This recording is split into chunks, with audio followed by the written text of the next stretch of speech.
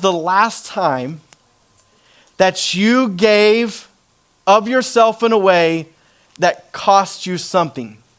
Most of the time, we live lives that are pain avoidant, that we don't want to do something that's going to cost us something or require extra energy to be able to do. We want to live our lives efficiently and in a way that we avoid getting hurt. And so you will avoid and restrain from relationships because you don't want to get hurt in a relationship. You will avoid and you will restrain in the things that you step out and do, like maybe something God's asking you to do or a calling, because you don't want to fail in the things that God's asking you to do. So you will show restraint.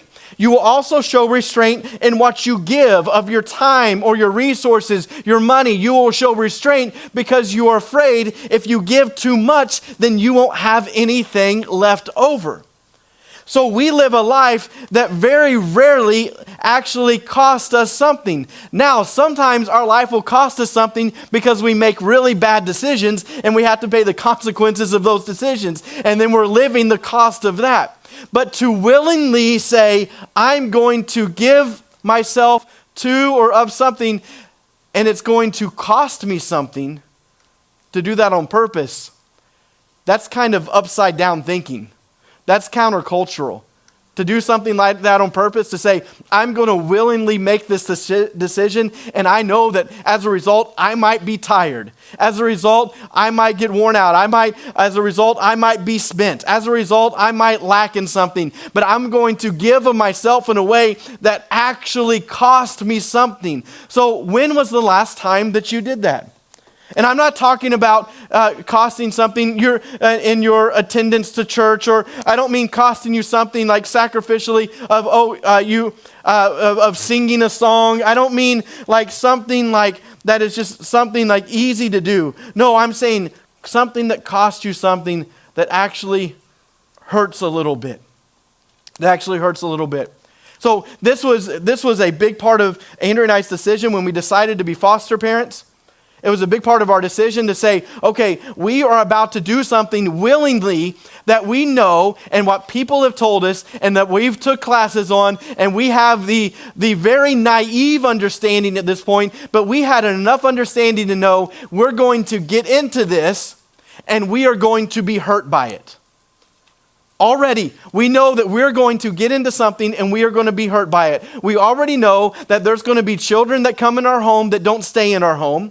We already know that there's going to be children that come in our home that are too challenging for us and for our home and disrupt our home or disrupt the church. We already know that we're going to have to invest our life into not just children, but also their families. We also know that we might potentially be in unsafe situations depending on who the families are and what situations that they're in. There are times where we had to be escorted places by the police to make sure that we were safe. It was the understanding that this could and will hurt us no matter what.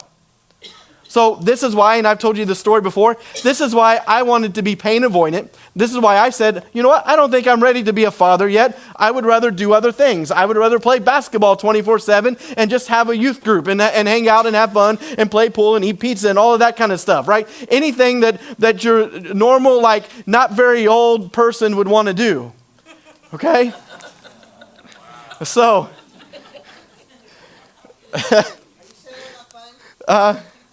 am I saying, no, I know that I'm not fun anymore. Like this is the truth. Like, yeah, come over to the house, let's have some fun. We just sit around the room and stare, like, oh, this is nice. This is nice. So, right. Oh, wouldn't that be just great? Do we need a moment like that? We just sit around just for a second. I don't have to talk for a second. We can just stare and it can be quiet. Like most of the kids are in there in that room. Okay. This is nice. Oh, this is nice. Okay. It gets awkward. You can't do it, can you? All right. So this is something Andrew and I, we knew that we were getting to. So we made a decision in our life that was going to cost us something and a decision that was going to hurt us. with the hope that the reward of the decision would be a great blessing and would help us more than hurt us, would cause joy more than it caused unrest or sadness or disappointment. And it's trusting God with that. It took 8 years before that happened. And so it's the understanding that things really do cost you something. And some of the best decisions you can make in life are decisions that you're purposely making that could hurt you or could cost you. And that was one of those decisions. I think now that I'm older and wiser, I don't think I'd make that decision again.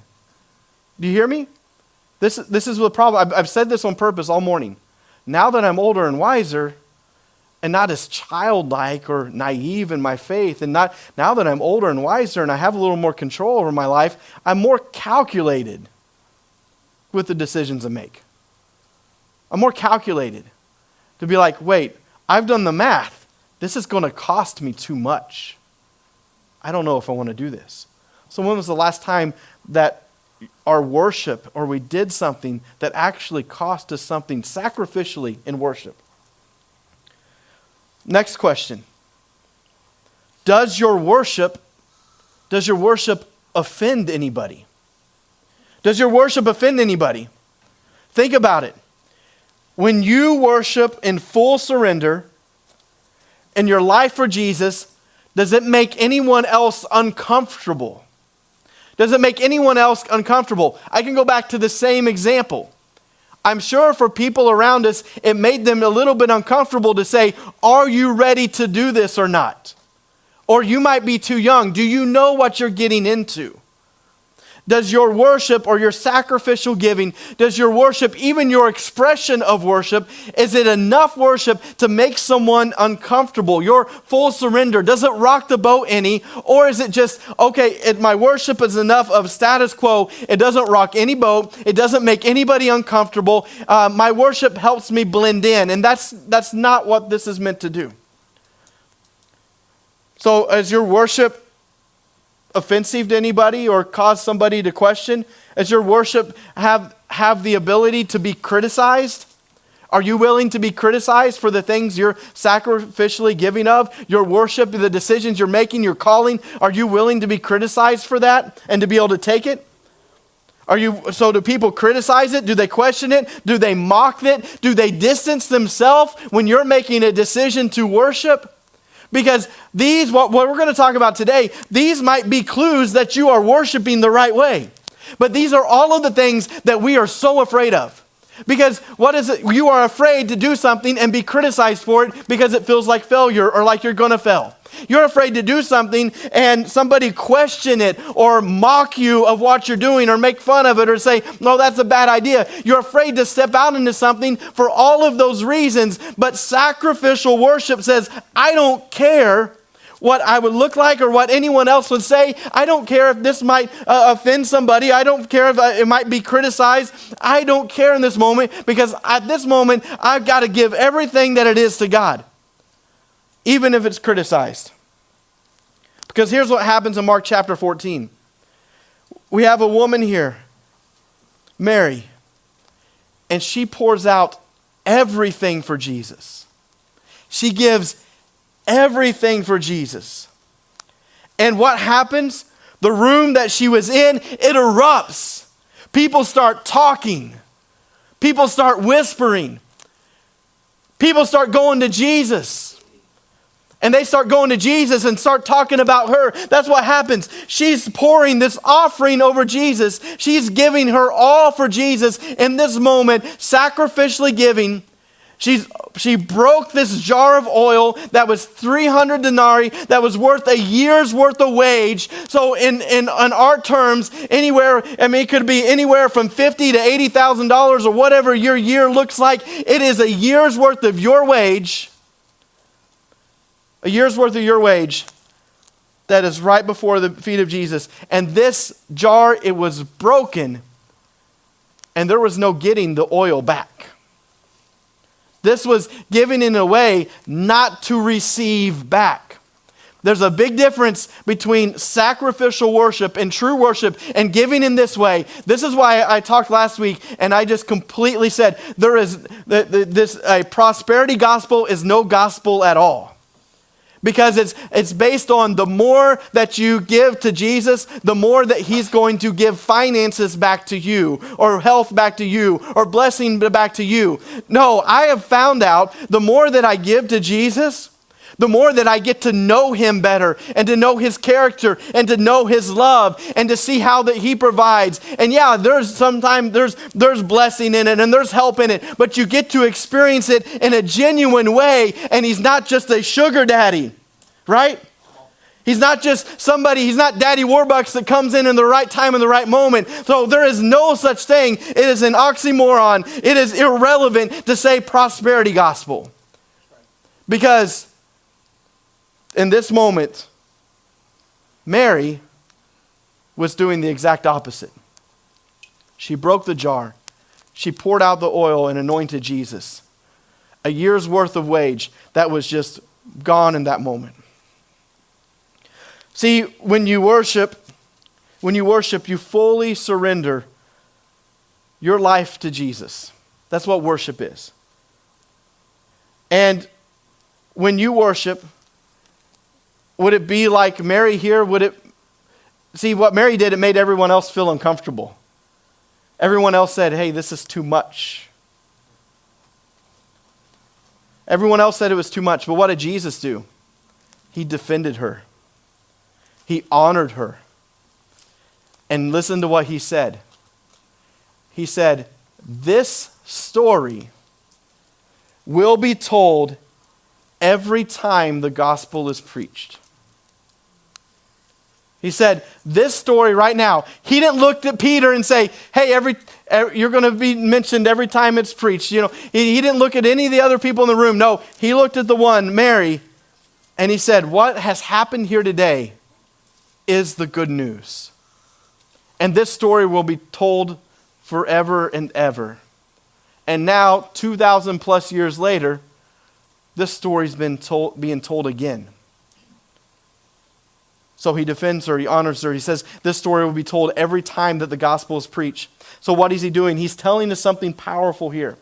He's saying, in your worship, if your worship never costs you anything, if your worship never offends anyone or causes somebody to question, then probably you're not pouring it all out or laying it all out before him. This is bigger than money. This is bigger than finances. This is so much more. This is talking about a place in the condition of our heart. This is a giving that goes beyond anything that we would call tangible. This is sacrificial giving.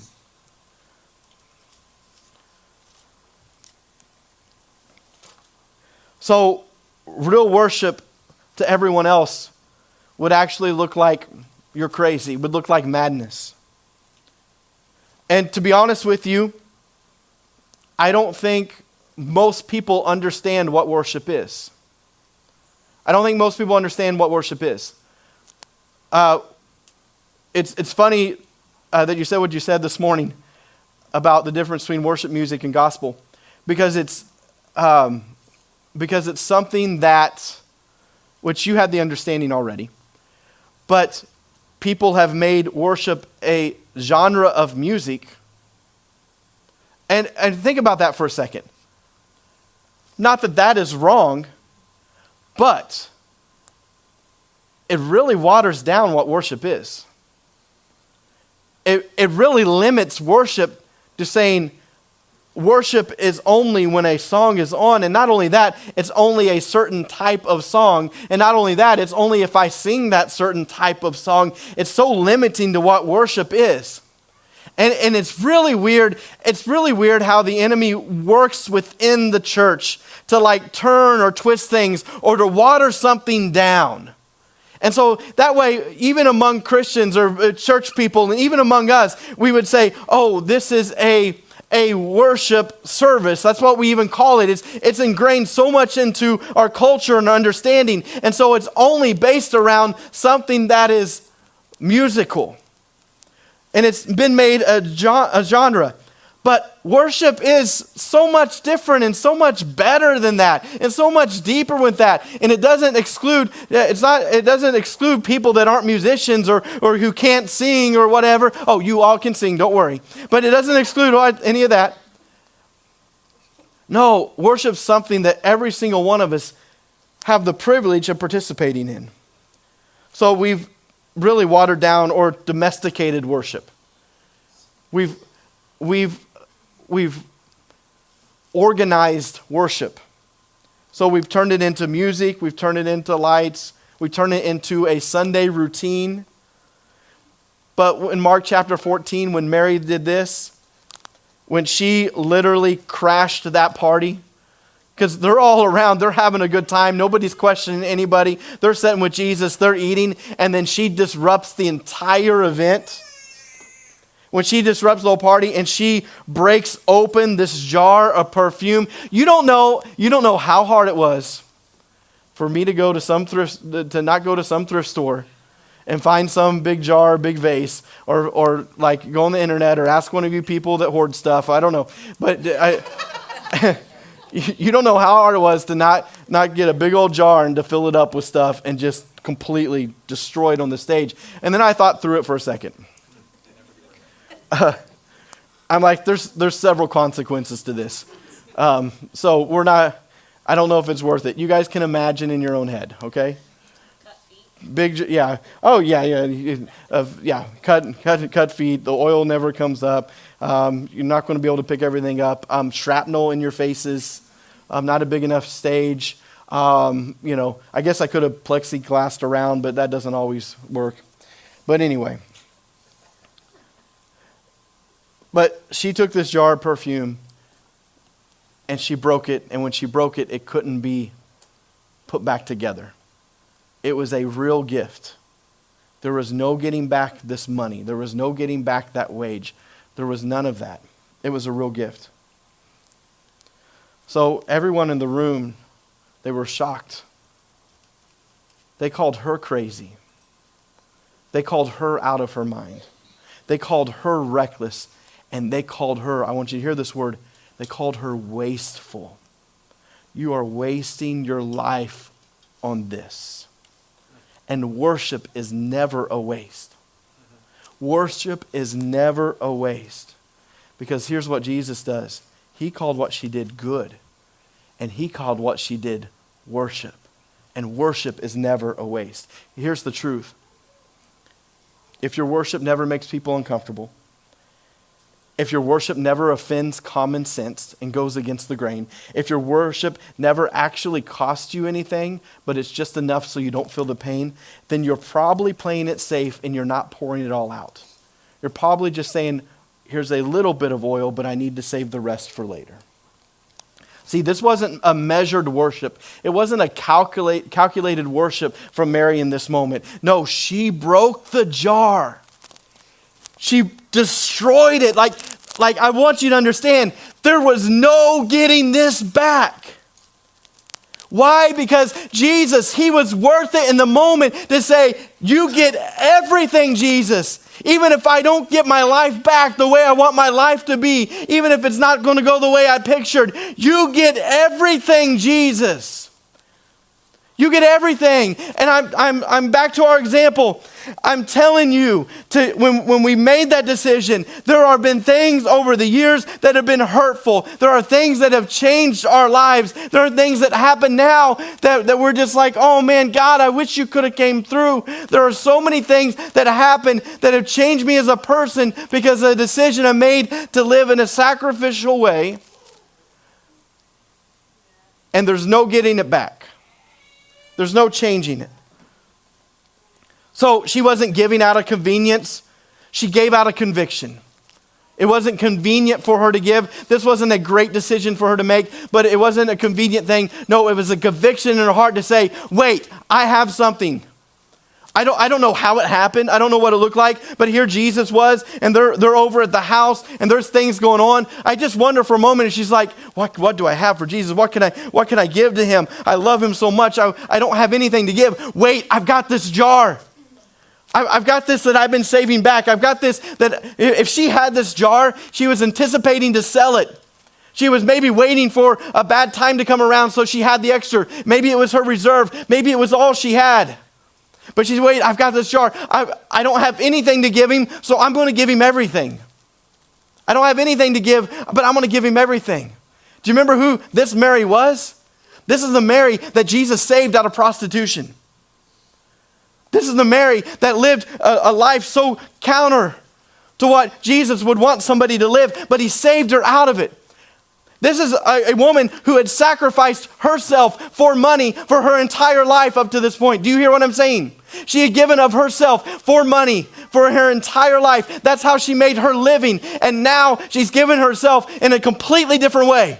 To saying, God, I'm taking the opposite. Instead of giving myself for wages, I'm giving all of my wages so I can lose myself for you, Jesus. Wow. Did that hit? Okay. So she didn't care what it looked like. She didn't care. She didn't care what anyone else said. Listen closely. Too many of us are giving God our leftovers. Too many times we give God what's left over. Our leftover time, our leftover energy, our leftover affection. So in a sense, we're tipping God. Okay, the bills already came. We've already eaten the food. Oh, here's your tip. Thank you so much. We're grateful. Thank you. We're grateful for your service to us. And you're giving God a tip instead of worshiping him. This should be challenging you today. But see, Mary gave everything. This is not scrolling. Okay, but Mary gave him everything, and Jesus called this beautiful. See, the critics came fast into her life. The critics came yelling, this is a waste. What a waste. Look at her. Look what she's doing. She could have gave this to the poor. Judas speaks up, and he said, she could have gave this to the poor. Think of all the good we could have done with it. You're being irresponsible. All of these, listen, all of these things would sound like wisdom.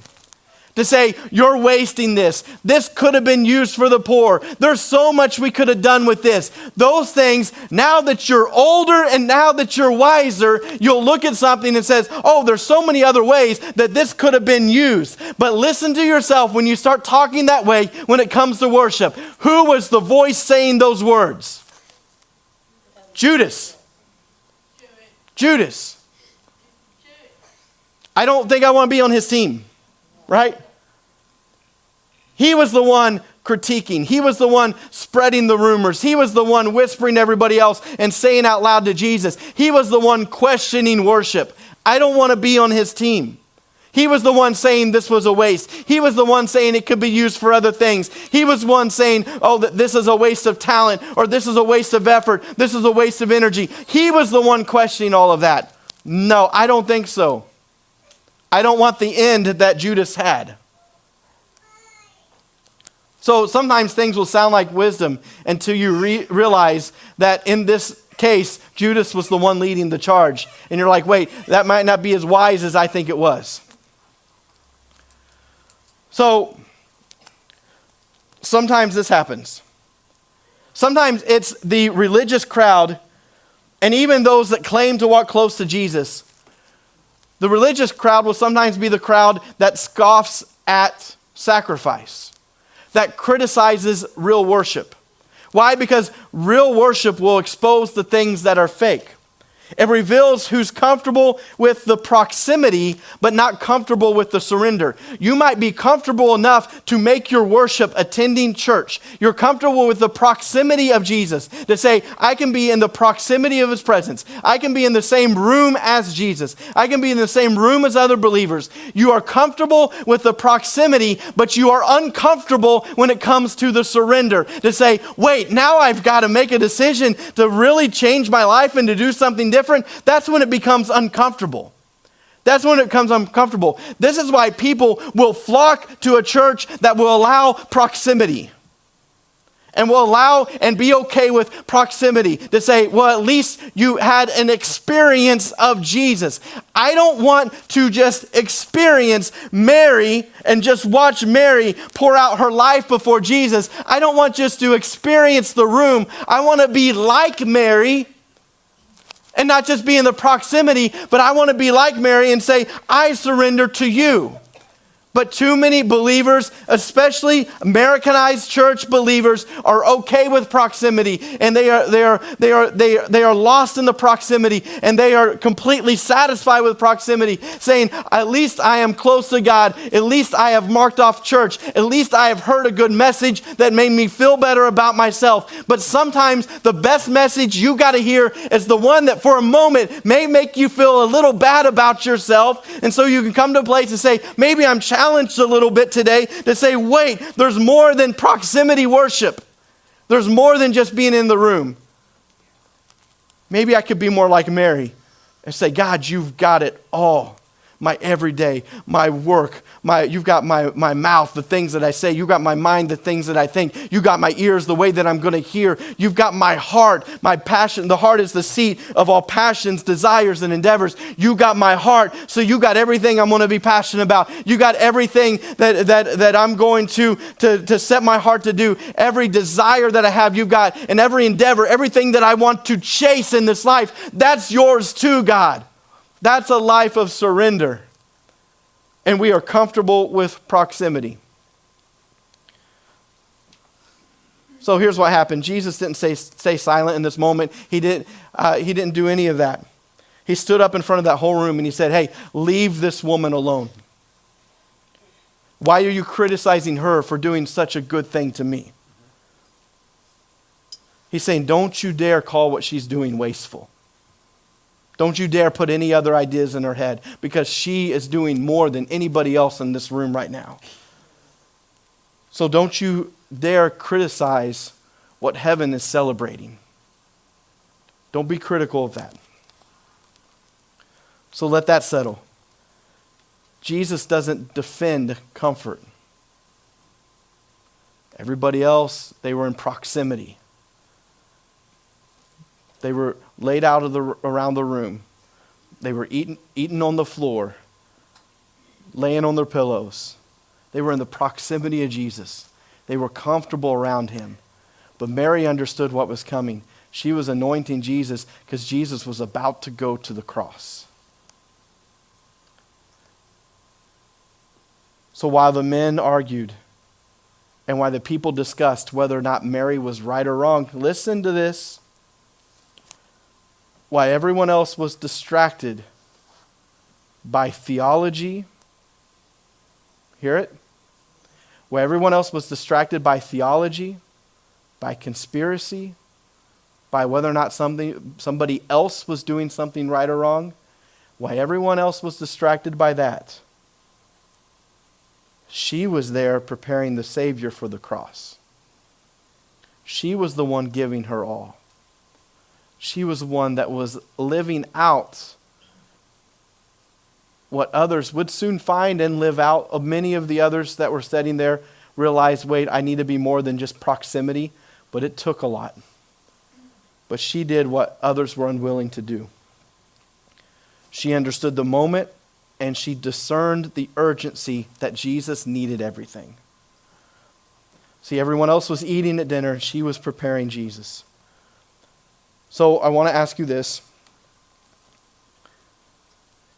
Are you wasting moments waiting for the right time to worship? Are you wasting moments right now saying, when this happens, then I will worship? You guys are good to come forward. Yeah. Whoa, Casey, that was awesome. I didn't even see you. Are you wasting moments? Are you waiting for that right time to worship or that right time to obey? I need that right time to step out. It's really kind of crazy. Like, for my entire life, I anticipated that there will be a right time before, because I've always had a desire to write books and get the Word of God out, and I want to write as many as I can in my entire lifetime. I want hundreds of things out there. I want as much as the Word of God out there as possible, as much of the things that can help people as possible. It's been a desire in my heart for my entire life, and I was always just waiting for the right moment. I had this picture in my mind when the church is large enough, when we are financially stable enough, when I have experienced enough life,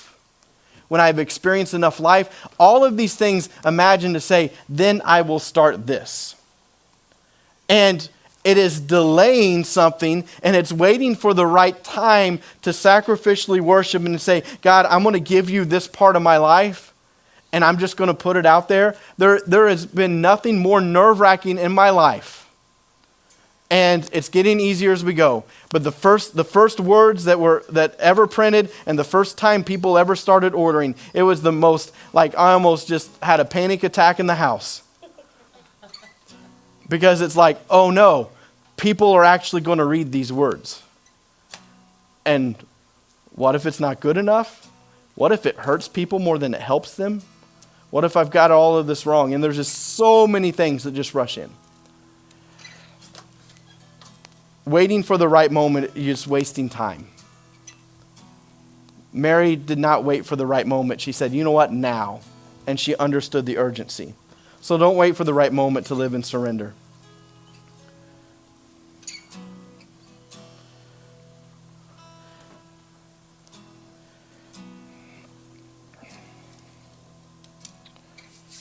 Okay, let's do this. You're going to have to give extra thank yous to the kids' workers and things today. I didn't even realize what time it was, and I've gone over their time of what they're normally used to. And I wouldn't normally worry about time, but the kids are used to the routine and stuff. So, but we need to do this real quick. Right here.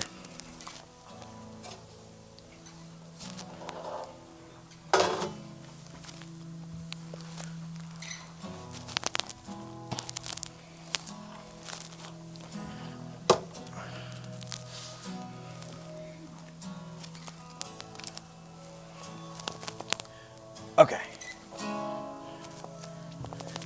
All right. So, track with me. This right here, these represent everything in your life that needs to be surrendered. Everything that you've been holding back, even things that maybe God's been calling you to do. It's not just bad things, it could be good things. But it's everything that in your life that needs to be surrendered to God. And most of us have quite a few things that we'll just let sit there and say, I'm going to wait for the right time. So this is what you do. You're okay with just little like sips, just little bits to say, okay, I will give myself in worship on Sunday. And so it's just little amounts that you say, I'm willing to pour in. This is like your tip to God, right? It's not really costing you much because this is you, okay? It's not really costing you that much. You say, but I'm going to give. I'll sing a song, okay? I'll worship in the car, okay? And so it's just like little things like that, but it's not really making a difference because it's not no willingness to be able to really pour yourself out. It's just to say, it's when you're being reserved, okay? I'm being reserved. Can you imagine if I was your waiter and I came up to you in the restaurant and you needed your glass full again and I was just like, there you go. And I came back later. Did you drink that part? Okay. There you go. Can you imagine that? Can you imagine? You're still thirsty. And it's the willingness to say, but what if I was the waiter and said, but I need this water for everybody else too. I need to reserve this. So just a little bit. This is making no difference. Okay? Maybe, watch this. Maybe you say, you know what? I'm going to give a little bit more this week. I'm going to take a full week, or I'm going to fast, I'm going to pray, I'm going to give a little bit more than I normally give. I'm going to talk about Jesus a little bit more. And maybe you say, you know, I can do that. It's within my means this week. I'll go to like a conference or something because I can be surrounded by other Christians. So it's within my means, you know, just to kind of give up. And, you know, it makes a difference, but it's still all there. You've still not like really given it all, right? But now you've been giving out of lack, and so you still find yourself empty without taking care of this. because it's just like the little bits. And so it's just crazy. But what if we were more like Mary? Because this is someone that's okay with proximity. I'm in the room with Jesus. I've got some of the Spirit of God in me. I'm in the room with Jesus. I'm okay with proximity, but I'm not okay with any disruption. Don't disrupt it. But Mary, if she were here today, I might have to break this thing. It's like sealed. If Mary was here today, Lord have mercy. All right, there we go. It worked. Oh, that's fun. That just happened. That was cool. All right. Okay. So Mary, on the other hand, she said, you know what? I'm not okay with proximity. I'm not okay with holding back. And so this becomes you to say, man, I've got a lot to give, and I'm not going to live in reserves. And so when you do this, are you ready? That's what begins to make the difference. To say, I'm not okay with the proximity. And all of that stuff comes to the top and is saying, I'm willing to be able to give this to God. So the good things come out of it, the bad things come up with it, and you're able to deal with that and say, this is all yours, God. This is all yours, God. And so I got a little bit more to give.